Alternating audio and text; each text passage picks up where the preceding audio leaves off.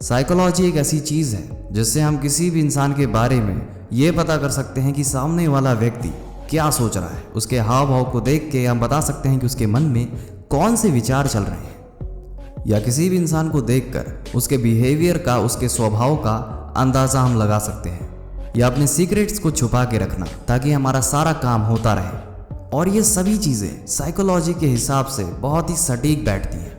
आप अपने दिमाग के बारे में जितना ही जानेंगे वो उतना ही कम है, क्योंकि एक कंप्यूटर जितना वर्क करता है आज की डेट में, उससे 1000 गुना तेज हमारा दिमाग काम करता है। लेकिन कंप्यूटर और दिमाग में एक चीज़ बहुत ही सिमिलर है, जो कि है दोनों को कमांड देना पड़ता है तभी वो वर्क करते हैं। आप जो भी अपने दिमाग से बोलेंगे वो वैसा ही फॉलो करते हैं। और ऐसे ही बहुत केस सामने आते हैं कि बहुत लोगों का ब्रेन वॉश करके उन्हें ऐसी चीज़ बता दी जाती है जो वो कभी मानने के लिए तैयार ही नहीं थे। आज मैं आपको पूरी ऐसी 7 बातें बताने जा रहा हूँ जो कि साइकोलॉजी से रिलेटेड है, और इस वीडियो के बाद आप भी अपने माइंड को बहुत ही ज़्यादा सीरियस लेना चालू कर दोगे। जिसमें से पहला ये है कि अगर आपको अपने दिमाग की परफॉर्मेंस और भी ज़्यादा बढ़ानी है, और भी ज़्यादा अपने दिमाग को क्रिएटिव बनाना है, तो आप तब सोचिए जब आप थके हुए होते हैं। साइकोलॉजी के रिसर्च के अनुसार अगर आप बहुत ज़्यादा काम करते रहते हैं तो आपको बीच में ऐसा रैंडम थॉट ज़रूर आएगा जो आपके गोल को अचीव करने में बहुत ज़्यादा काम का हो सकता है। लेकिन अगर आपने पूरे दिन में कोई सा भी काम नहीं किया है, बस आप अपने गोल के बारे में सोचे जा रहे हैं बिना थके, तो हो सकता है आप उतना क्रिएटिव ना सोच पाएँ जितना क्रिएटिव एक थका हुआ बंदा सोच सकता है। चलिए मान लेते हैं कोई आदमी पेंटिंग करता है और उसे ऑर्डर दिया जाता है कि उसे ऐसी पेंटिंग बनानी है जो बहुत ही ज़्यादा यूनिक हो, उसे अभी तक किसी ने न बनाया हो। उसे एक मिस्टीरियस पेंटिंग बनानी थी, उसके अंदर इमोशंस भी चाहिए थे और कुछ मिस्टीरियस वाली चीज़ें भी चाहिए थी।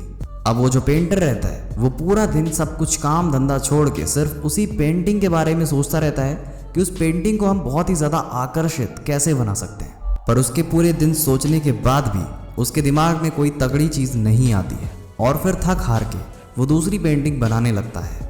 और जब उसने ये काम स्टार्ट किया तो उसका दिमाग भी काम करना शुरू कर देता है, और तुरंत ही उसे एक आइडिया आता है अपनी उस पेंटिंग को लेके जिसके बारे में वो दिन भर सोच रहा होता है, और वो बहुत ही ज़्यादा क्रिएटिव आइडिया रहता है। और उसके बाद इसने एक ऐसी पेंटिंग बना डाली जिसमें इमोशन और मिस्ट्री दोनों ही छुपे हुए थे। उसने बनाया एक औरत जिसके ऊपर एक बंदर बैठा हुआ होता है, और उस पेंटिंग को देख के ऐसा लग रहा था कि वो औरत मर चुकी है। ये हो गया इमोशन। और मिस्ट्री की बात तो ये है कि उसके ऊपर बंदर क्या कर रहा है, वो भी इस तरह से। और इस पेंटिंग ने वाकई में सबको सरप्राइज कर डाला, और उस पेंटर को इस चीज़ के लिए प्राइज़ भी मिलता है। तो ये था आपके दिमाग का चमत्कार जो कि आपकी सोच से बहुत ही ज़्यादा परे काम करता है। और इस तरह के ऐसे बहुत सारे एग्जाम्पल्स आपको इस दुनिया में मौजूद मिल जाएंगे। यानी कि अगर हम एक म्यूज़िक का एग्जाम्पल ले लें तो म्यूज़िक प्रोड्यूसर्स जो होते हैं वो ये बताते हैं कि जब हम थक हार के सो जाते हैं तो हमारे दिमाग में एक नई नई धुन चलती रहती है, और जब भी उन्हें लगता है कि ये थोड़ी यूनिक धुन है तो वो अपने मोबाइल में उस धुन को गुनगुना के अगले ही दिन उस धुन को रिकॉर्ड कर लेते हैं, और फिर उन्हें एक नया क्रिएटिव आइडिया भी आ जाता है। इसीलिए आप अपने ऊपर प्रेशर मत लीजिए, बल्कि आप अपना चुपचाप काम करते रहिए। और रही बात क्रिएटिव थॉट्स की, तो जब आपका माइंड शांत रहेगा, बहुत ही ज़्यादा हेल्दी रहेगा, तो क्रिएटिव थॉट्स अपने आप आते जाएंगे। उसके बाद जो पॉइंट है वो है हमारा दिमाग उनके पीछे ज़्यादा भागता रहता है जो व्यक्ति हमें ज़्यादा इग्नोर करते हैं, और जो व्यक्ति हमारे साथ रहते हैं उन्हें हमारा दिमाग इग्नोर करना चालू कर देता है, और जो व्यक्ति हमारे साथ नहीं रहना चाहता है हमारा दिमाग उसके पीछे ही जाता है। क्योंकि हमारे दिमाग को ऐसा फील होता है कि ये चीज़, ये लोग हमारे पास पहले से मौजूद हैं, तो हमें इनके पीछे एफर्ट ना डाल के बल्कि उन लोगों के पीछे जाना चाहिए जो हमसे दूर हैं, हमसे बात तक नहीं करते हैं। इसके पीछे ये रीज़न है कि हमने बचपन से ही अपने माइंड को ये बताया होता है कि हमें काश वो चीज़ मिल जाती तो मेरी लाइफ सेट हो जाती, मुझे बहुत खुशी मिलती। इसीलिए हमारे दिमाग को हमारे पास जो चीज़ें पहले से मौजूद होती हैं उसकी वैल्यू कम होती है, और जो चीज़ हमारे पास नहीं होती है उसकी उसे तलब लगी होती है। और ऐसा करते करते आपके दिमाग को एक टाइम पे लग जाता है कि रियलिटी यही है, जो मेरे पास नहीं है हमें उसके पीछे भागना है। लेकिन जैसा कि मैंने आपको पहले बताया था कि हमारा दिमाग जो है वो कमांड को फॉलो करता है, तो हम इसको चेंज भी कर सकते हैं। अगर आपको अपने दिमाग की कमांड को चेंज करना है तो आप बार बार उन लोगों से अपने आप को मिलाइए, अपने दिमाग को उन लोगों से ज़्यादा इंटरैक्ट कराइए जो आपके पास पहले से मौजूद हैं, जो आपको देख के खुश हो जाते हैं, जो आपके फ्रेंड्स हैं, ना कि वो जो आपसे बात तक नहीं करना चाहते, आपसे बहुत दूर है।